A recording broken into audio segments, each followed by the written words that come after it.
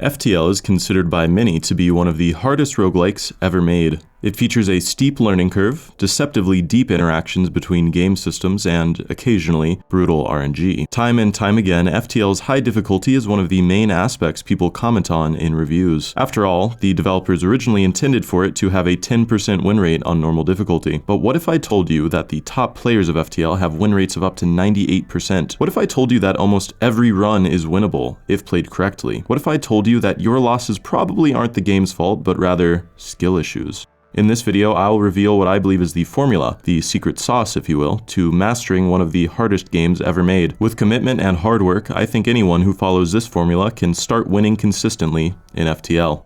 Winning consistently in FTL can be broken down into three broad categories: decision-making or strategy, technique or tactics, and mindset. These categories are augmented, no pun intended, by a player's game knowledge and experience, which often overlap. The best FTL players have achieved a certain level of mastery in all of these areas.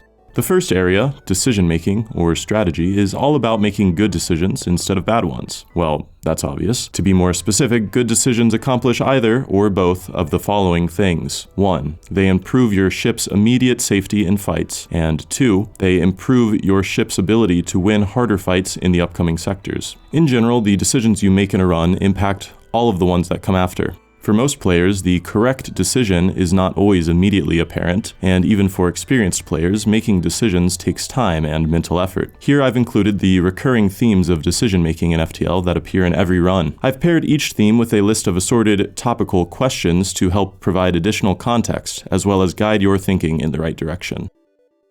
Stabilizing your ship in the early game. What's the most important first upgrade for my ship's immediate survival in Sector 1? When, if ever, should I deviate from that planned upgrade and go for something unusual? Scrap management. When should I save for a store? When should I spend my scrap on ship upgrades? Which upgrades are important for my ship right now? Which upgrades are luxuries? What do I want to see at a store? Risk management. Do I take a potentially dangerous fight because I need the scrap? Or am I ahead to the point where I don't need to risk it? Do I take a few jumps before the store to try to make up the scrap I need to buy a weapon or system? Do I roll an event that may cause hull damage but also has a chance to pay out with high scrap or a free item? Beacon routing. How can I maximize the beacons I visit? Am I prepared to dive? If not, how can I plan a route to avoid forced dives? Should I prioritize stores, distress, nebula, or empty beacons? Is this quest beacon worth visiting over unmarked ones? Sector choices. What does my ship need to win? A sector with lots of scrap potential or one with lots of stores? Which of my two sector choices has those things? Which sector choice has fights that are more winnable for my current setup? What potential sectors will I see after the next one? Can the sector I choose now force me into a potentially dangerous following sector? What specific events should I plan around in the sector I choose? System usage. When should I cloak this enemy's weapons? Is it worth it to not hack in this fight in order to save a drone part? What system should I hack to get the best outcome of this fight? Who should I mind control? Should I use an offensive or defensive drone? Is it safe to board? Where should I board? Flagship-specific preparation. Do I need to crew kill the flagship to make the final phase safe? If yes, do I have what I need to effectively kill the crew of the boss? If not, what do I need for that to be possible? Will I be able to deal with the drone power surge of Phase 2 and the laser power surge, Zoltan shield, and potential boarders plus mind control of Phase 3? The second area, technique or tactics, relates to the tools in the toolbox we use to gain winning advantages in fights. Fights are at the core of FTL's gameplay loop. In order to win the game, you must consistently fight and kill enemy ships to gain scrap, upgrade your ship, and purchase required systems and offensive upgrades. This is not at all exhaustive, but here are some of the critical techniques and tactics you should be aware of to start winning consistently in FTL. Micropausing, desyncing weapons with hacking, crew kills by hacking O2, power management, ion dodging, Zoltan power manipulation, bioswipes, smart targeting manipulation, offensive boarding and defensive anti-boarding, mind control tactics, and ship-specific techniques such as Mantis B fire safety tricks, Stealth B weapon toggles and fitting for crew in the medbay, Rock B heavy pierce and hacking trick, in-GB drone parking, and so on. And for some really advanced stuff, shooting enemy drones and projectiles, weapon depowering for training, forcing enemies to board with 2, and Zoltan treadmill. Do not look this one up for your own sanity.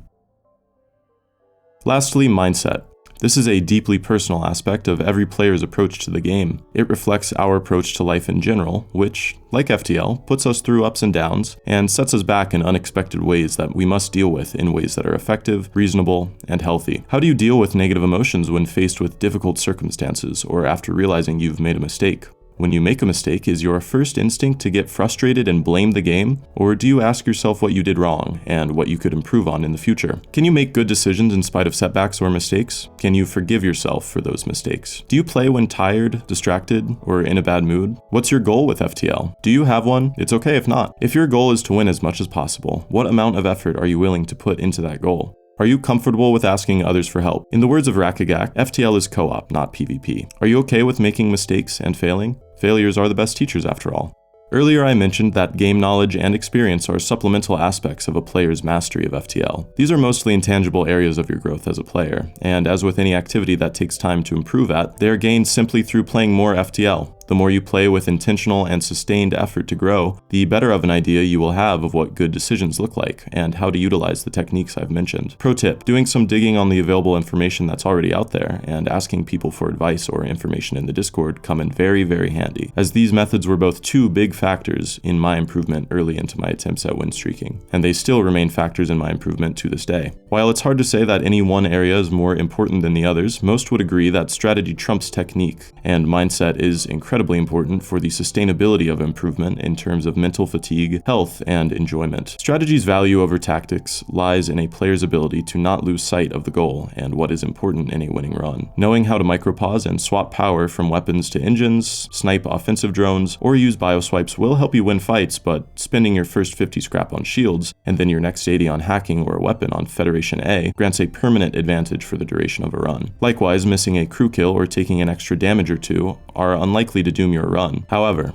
overcommitting to crew kills or not finding a way to effectively eliminate the flagship's Zoltan shield can spell death. The handful of players who challenge themselves by not using the pause button emphasize this point. Despite the limitations to micro, no pause players can win just as much as their pausing counterparts. Technique can get you out of a tight spot in a fight, but better strategy can transform the entire run and prevent you getting into those dangerous situations in the first place. As a final note, I'd like to clarify that I wouldn't consider myself one of the greatest FTL players ever, by any means. However, for context, I've reached an ongoing win streak of 69 wins in a row on hard difficulty after about 400 hours of playing the game, and my recorded runs since I began streaming in December last year have a win rate of 97.5%, although I have only 81 runs recorded, which isn't enough runs to make this statistic truly significant as of yet. Keep in mind that this is all just my opinion, and I'm proud to admit that I'm still learning and growing as a player. In fact, no one ever stops learning or growing at this game. I encourage you to comment with any disagreements or counter ideas to what I've presented here. I'd also like to give a huge thank you to Crow Ravel and Mike Hopley for sharing their feedback and helping edit the script for this video.